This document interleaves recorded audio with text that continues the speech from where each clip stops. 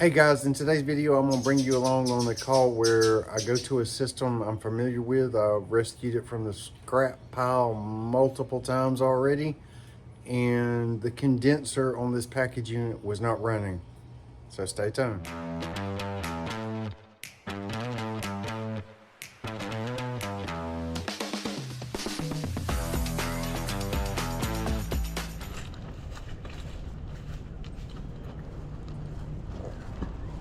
Okay, I hear the blower running. Oh, this is one of those old ones where this whole panel comes off. I've been on this one before. I actually had to rebuild the whole thing except for the compressor, basically.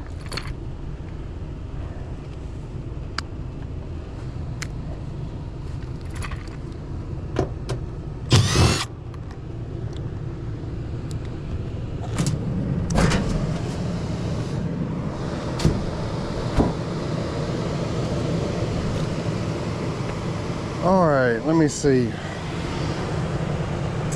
I see at least a couple of pressure switches.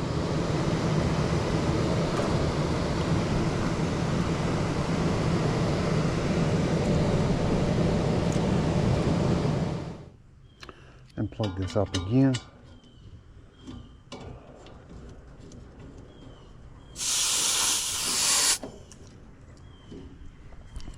That's telling me I got plenty of pressure. All right, we're going back to basics now that I know it has refrigerant in it. And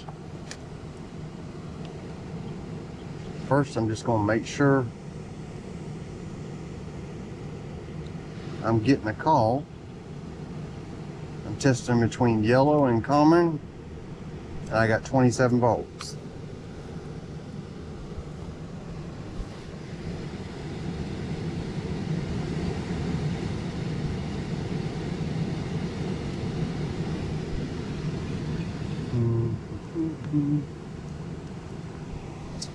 All right, I think this is for my contactor.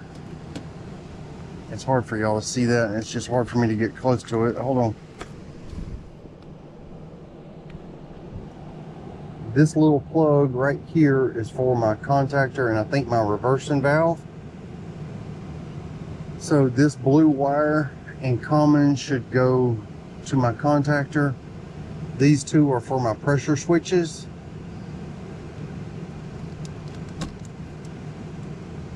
So I'm gonna make sure I got 24 volts coming out of one of them. All right, I'm gonna go. I'm just going to have to tell you what this reads. Nothing.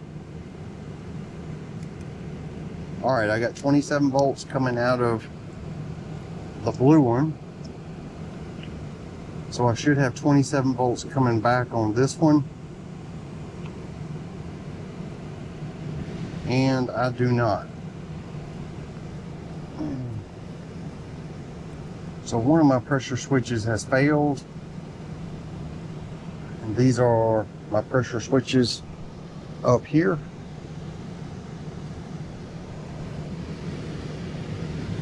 All right, which one is first? So blue. So blue goes to blue. Let's see if we have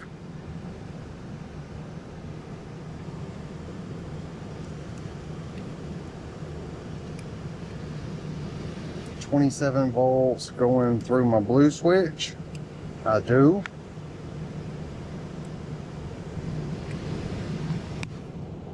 Okay, so now we need to check the black one.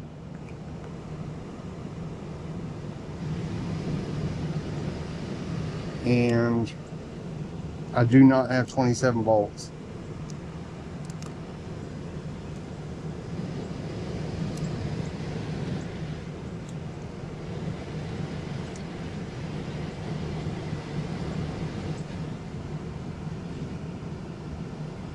So if we take black out of the circuit,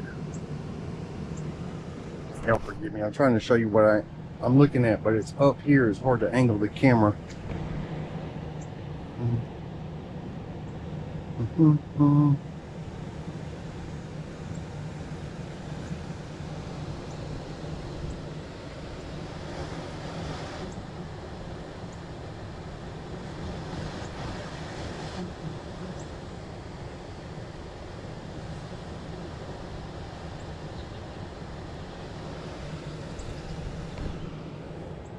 All right, there's my blue one, and that looks like it's on the liquid line, and my black one is over here on my high pressure hot gas.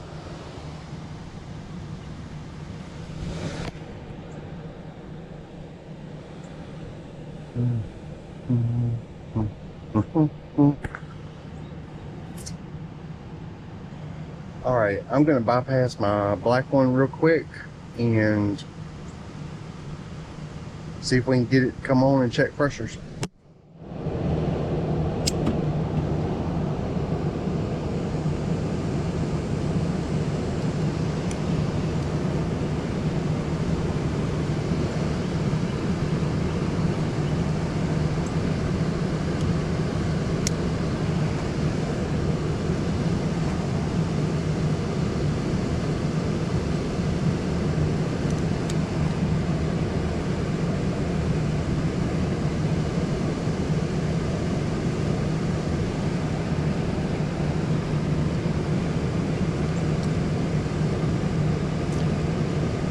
Okay, now when I plug this up,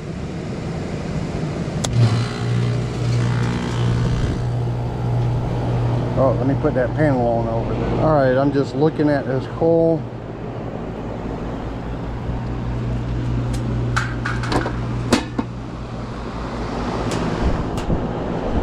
Yeah, we have a pressure switch that needs to be replaced, but maybe a reason it tripped.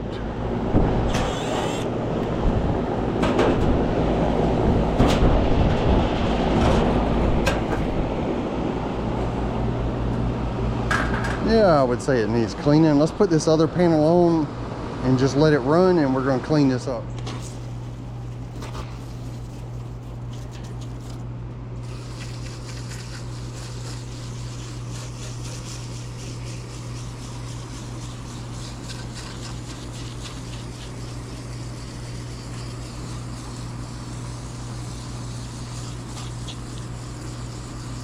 I'm gonna squirt this off, and I think I'm gonna come back with chemical.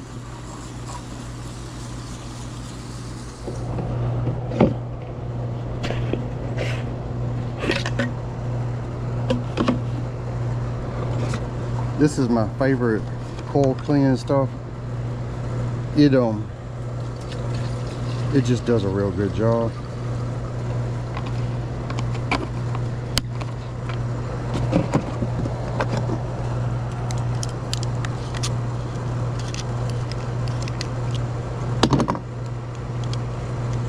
I've used all kinds of stuff. I used another product that did a lot of foam, but I'm not sure it was so good for the coil.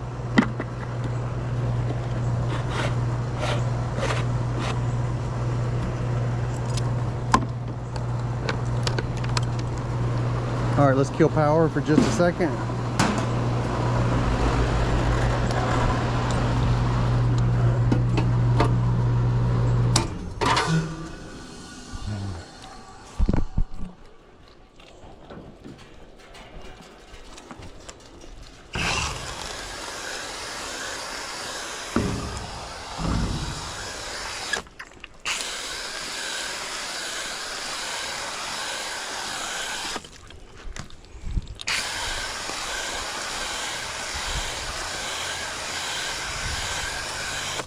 I've got this set on E, which is about the most dilute I can get it, and still it's going to run out fast.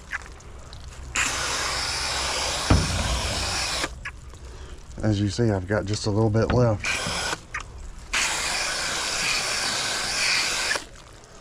Y'all look at all that dirt coming out of there.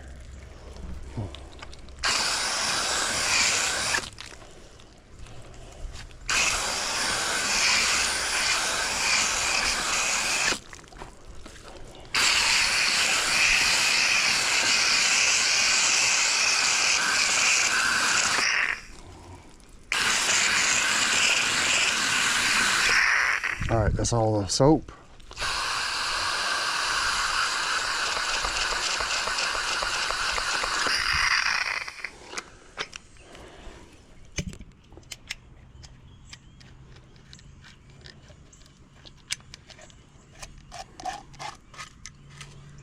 I'm gonna let that coil cleaner sit for just a little bit, and then we're gonna spray it all off again.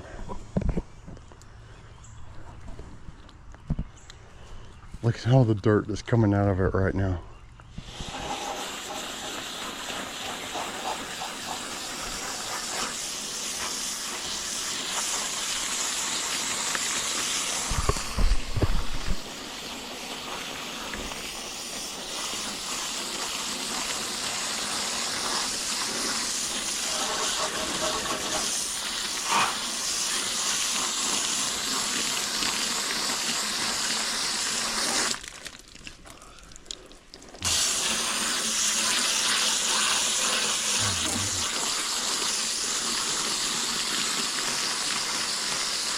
Before I'm done, I'm going to take that fan off and spray it from the inside out.